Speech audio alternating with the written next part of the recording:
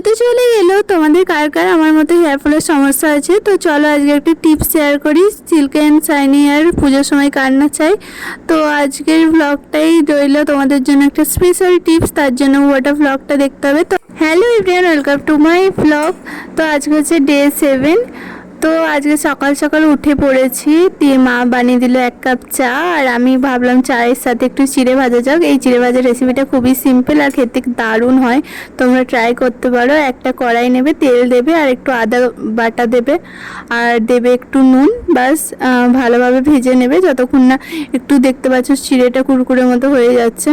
দেন নিয়েছিলাম 2টো বিস্কিটটা খেয়ে নিলাম মায়ের সাথে গল্প করতে করতে। তারপর চুলের অবস্থা যা হয়েছে হোস্টেলে থেকে না যত্ন করে, তাই আমি নিয়ে নিয়েছিলাম ফ্ল্যাক্সিড। তোমরা অনেকেই চিনবে, এটা চুলের পক্ষে খুবই ভালো, চুলটাকে শাইনি করতে খুব হেল্প করে। কিন্তু একদিনে সেরকম রেজাল্ট দেখতে পাবে না, একদিনে চুলটা খুব সফট করে দেয়, কিন্তু মোটামুটি 3-4 দিন ইউজ করলে বুঝতে পারবে চুলের তফাৎটা। আর একদম হেয়ার ফল রিডিউস করতে অনেকটাই হেল্প করে। তো আমার চুলের অবস্থা দেখতেই পাচ্ছ, আফটার অ্যান্ড বিফোর লুকটা তোমরা নিজেরাই দেখতে পাবে। চলো টিপসটা শেয়ার করি। হচ্ছে যে ফ্ল্যাক্সিড নিয়ে নেবে 1 বাটি জলের মধ্যে, তারপর ফ্ল্যাক্সিডটা 10 মিনিট ফোটাবে জলে, যতক্ষণ না আঠালো মতো লাগছে। আচ্ছা এটা কে বলো তো? তোমরা কি দেখে চিনতে পারছো এটা কে?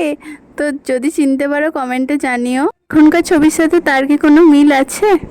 যাই হোক, তারপরে দেখো ফুটে এসছে, যতক্ষণ না দেখতে পাচ্ছ এরকম মানে বাবল আসছে ততক্ষণ ফুটিয়ে যাবে। আর দেখবে যে একটু চামচে করে উঠিয়ে নিয়ে হাতে দেখবে যে চিপচিপে লাগছে, তারপরে জেল লাইক স্ট্রাকচার হবে, দেখবে না? আমি হাতে নিয়ে তোমাদের দেখাচ্ছি, দেখো এরকম যখন লাগবে তখনই তোমরা নামিয়ে নেবে। আর ঠান্ডাও হওয়া অবধি একদমই ওয়েট করবে না, কারণ এটা খুবই ঠান্ডা হলে চিপচিপে হয়ে যায়, একদমই ছাকতে প্রবলেম হয়।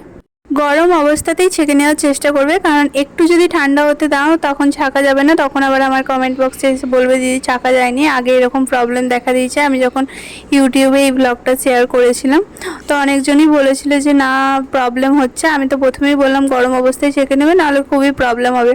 আর কাপড় দিয়ে ছাকতে গেলেও প্রবলেম হবে, যে কাপড়ে তোমরা বলছো। তারপর হেয়ারটাকে আমি ভালোভাবে কম করে নিলাম, দুদিকে ডিভাইড করে নেবে যাতে কোনো রকম প্রবলেম না হয়। দেন ডিভাইড করে নেওয়ার পর তোমরা দুদিকে বেশ ভালোভাবে অ্যাপ্লাই করে নেবে। জিনিসটা ঠান্ডা হওয়ার পর অ্যাপ্লাই করবে, নাহলে হাতে লেগে যাবে।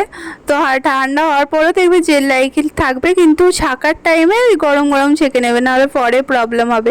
এটা আমি অনেক দিন ধরেই মোটামুটি 1 বছর ধরে ইউজ করছি, ক্লাস 12 থেকে। আমার তো বেশ ভালো রেজাল্ট পাই, কিন্তু ইউজ করার টাইম পাই না। আমি মোটামুটি 1 বছর পর এটা অ্যাপ্লাই করছি, কিনে রেখে দিলেও কোনো প্রবলেম হবে না।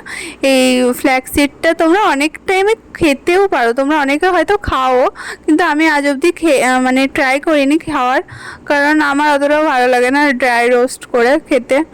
যাই হোক ট্রাই করব, যদি তোমরা রেসিপি বলো যে কীভাবে কী খেতে হয় না হয়, তোমরা যদি জেনে থাকো আমাকে কমেন্টে বলো। এটা খাওয়াও অনেক ভালো চুলের পক্ষে, স্কিনের পক্ষে। আর এই জেলটা তোমরা শুধুমাত্র যাদের ড্রাই স্কিন তারাও অ্যাপ্লাই করতে পারো, তাদের মানে স্কিনে ম্যাজিকের মতো কাজ করবে। আমার তো ড্রাই স্কিন, আমি নিয়ে মানে মুখে অ্যাপ্লাই করেও দেখেছি, অনেক ডার্ক স্পট মানে রিডিউস হয়ে যায়, আমি যা বুঝতে পারি।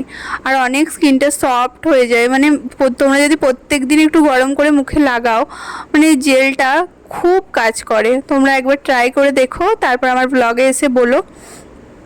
তো আমার চ্যানেলটা যাদের যাদের ভালো লাগবে সাবস্ক্রাইব করতে একদম ভুলো না। আর ফেসবুক থেকে যারা যারা দেখছো একদম ফলো করে দিও।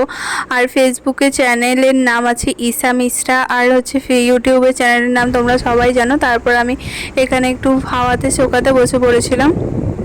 জানালায় রোদ দিলে কারা কারা এরকম করে বালিশ রোদে দাও। বালিশ রোদে দেওয়ার একটা রিজনও আছে, কদিন ধরে আমার ঘাটটা বেশ ব্যথা হচ্ছে, সেই কারণেই মা বললো ফোন করে যে জানালায় রোদ এসছে, দেখ বালিশটা দিয়ে দে।